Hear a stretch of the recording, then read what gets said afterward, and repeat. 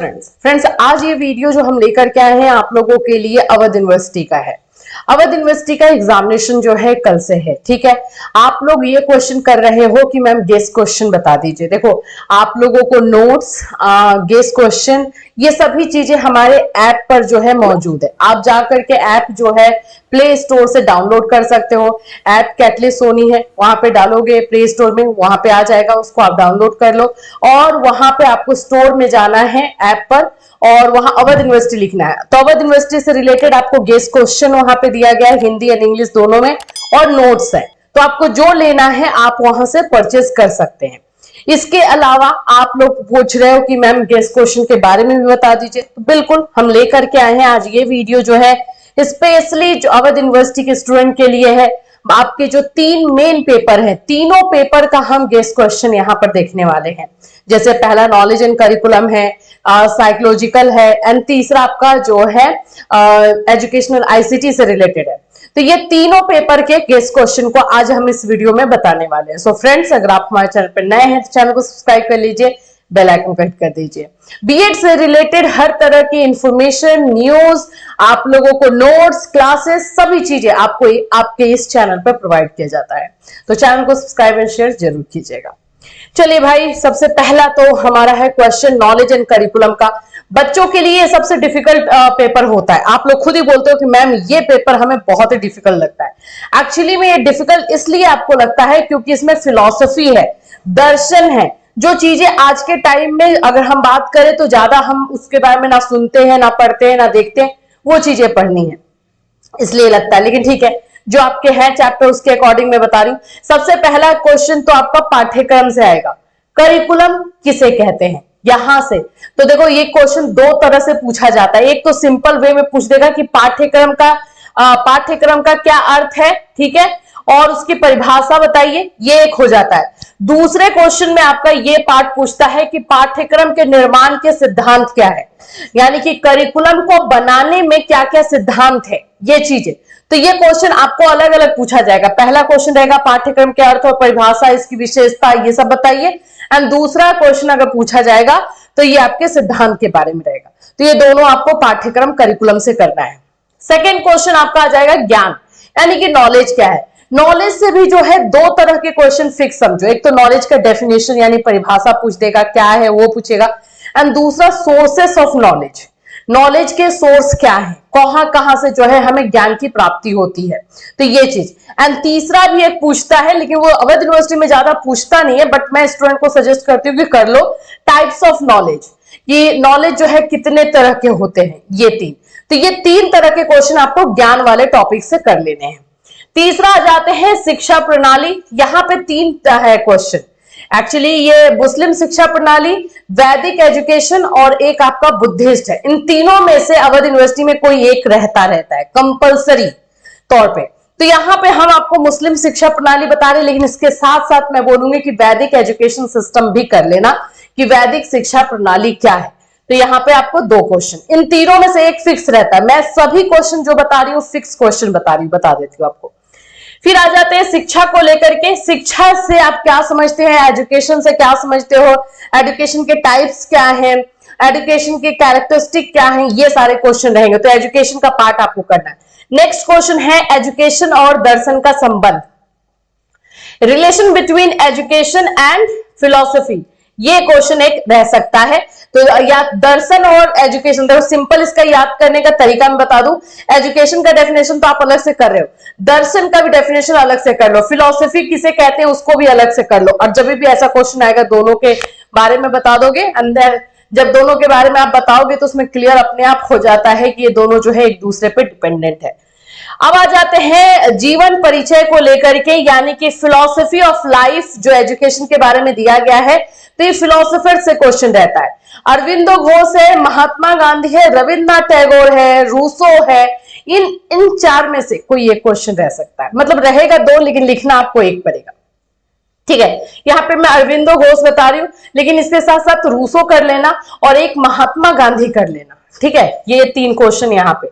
यथार्थवादी, ये 4 जो भाई हैं, यथार्थवाद, आदर्शवाद और आप लोगों के जो है प्रकृतिवाद, प्रयोजनवाद, इन चारों में से कोई एक या दो पूछता है। अवध यूनिवर्सिटी में इससे क्वेश्चन एक या दो आ सकते हैं। तो एक तो यथार्थवादी यहां पर आपको दिया गया है और एक आदर्शवादी नीचे दिया गया है, आदर्शवादी एक कर लेना, ठीक है। आदर्शवाद से क्या समझते हो? क्वेश्चन कैसे भी ट्विस्ट करके दे दे, अगर आदर्शवाद वहां पे नाम है तो आपको लिखना वैसे ही पड़ेगा, क्योंकि ये सारे क्वेश्चंस लॉन्ग में ज्यादा पूछे जाते हैं। नेक्स्ट आ जाते हैं वेदांत दर्शन। वेदांत दर्शन से एक क्वेश्चन रहेगा। फिर उसके बाद से भावात्मक एकता से आप क्या समझते हैं? बालकों में भावात्मक एकता कैसे जो है डेवलप किया जा सकता है? इमोशनल यूनिटी के बारे में, जैसे हम अलग अलग जगह से हैं, अलग अलग लोग हैं, अलग अलग भाषा है, अलग अलग कल्चर है, फिर भी कैसे हम अपने इमोशन की वजह से एक दूसरे से कनेक्टेड है, वही है। एंड नेक्स्ट हमारा आदर्शवाद हो गया, जैसे मैंने बताया कि आदर्शवाद एक करना है। तो ये 9 क्वेश्चंस नॉलेज करिकुलम के। आ जाओ नेक्स्ट आपका है paper 2 psychology of learning and development. यहां पर जो है मैं आप लोगों को बोलूंगी कि बाकी यूनिवर्सिटीज में लर्निंग एंड टीचिंग के नाम से जाना जाता है यही चैप्टर, यही बुक। तो वहां पे आपको जो है 3-4 ऐसे टॉपिक्स है जो कंफर्म अवध यूनिवर्सिटी में रहता है।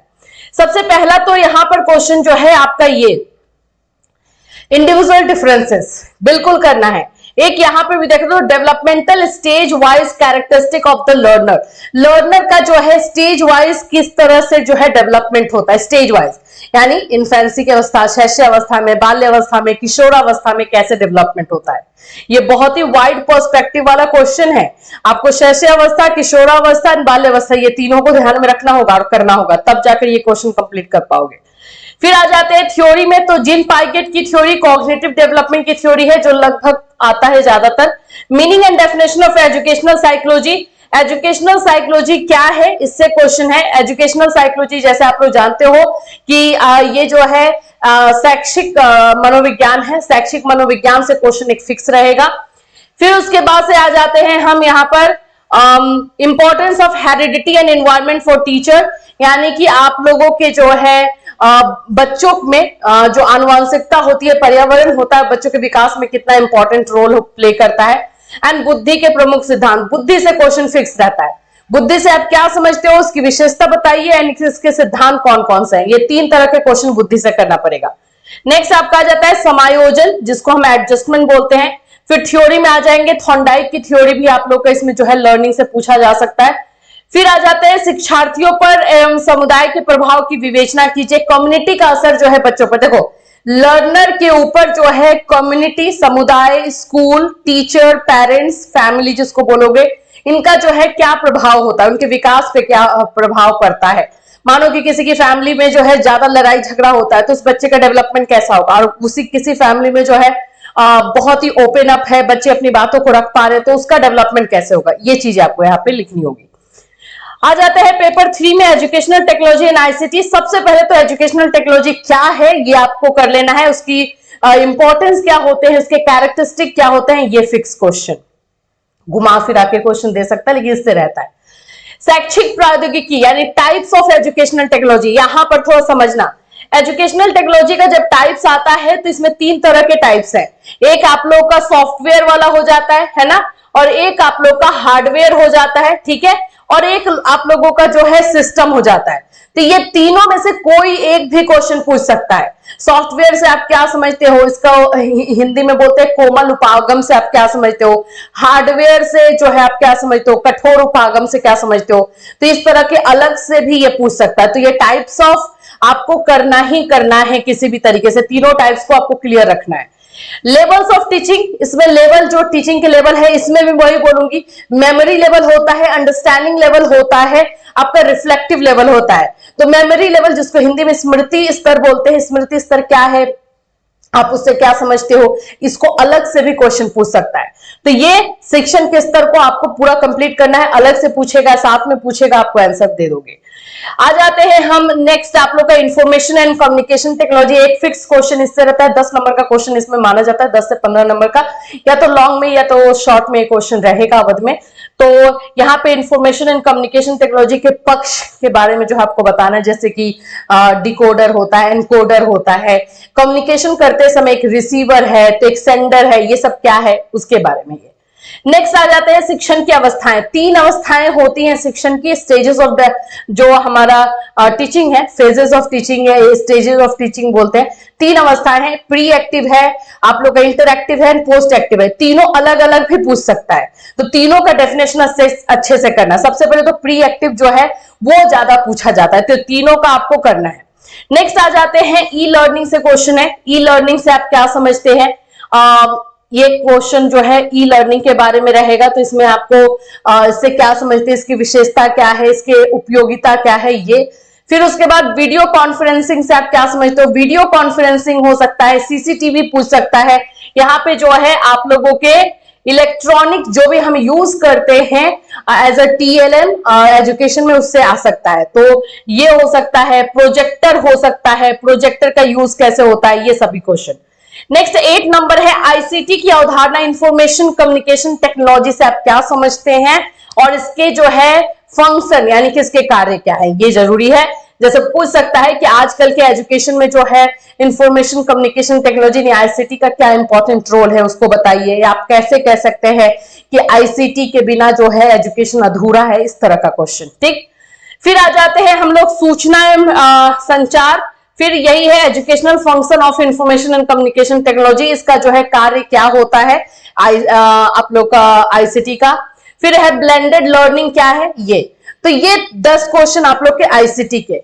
आज का ये हमारा जो वीडियो है, आप Awadh university B Ed first year के तीनों आपके कंपलसरी पेपर जो है 80 नंबर वाले जो पेपर रिटर्न होता है उसके लिए इंपॉर्टेंट क्वेश्चन बताया गया। सारा क्वेश्चन जरूर कर लेना है। अब ये मत बोलना कि मैम ये क्वेश्चन नहीं हो रहा है, सभी के सभी क्वेश्चन जो है आपको करना पड़ेगा, ये 100% मान। इसके अलावा एक्स्ट्रा क्वेश्चन भी रहेंगे, ये भी मैं बोलूंगी। ये नहीं बोलूंगी कि पूरा क्वेश्चन पेपर मेरे ही क्वेश्चन को लेकर बना दिया जाएगा, लेकिन ये सारे क्वेश्चन जो मैंने दिया है वो आपका ज्यादा से ज्यादा रहने के चांस है, तो इसको प्लीज कर लेना। इससे रिलेटेड और कोई कंफ्यूजन या क्वेरी है आपके दिमाग में तो आप इस वीडियो में हमें कमेंट कर सकते हैं, मैसेज कर सकते हैं। फिर मिलूंगी, till then have a nice day.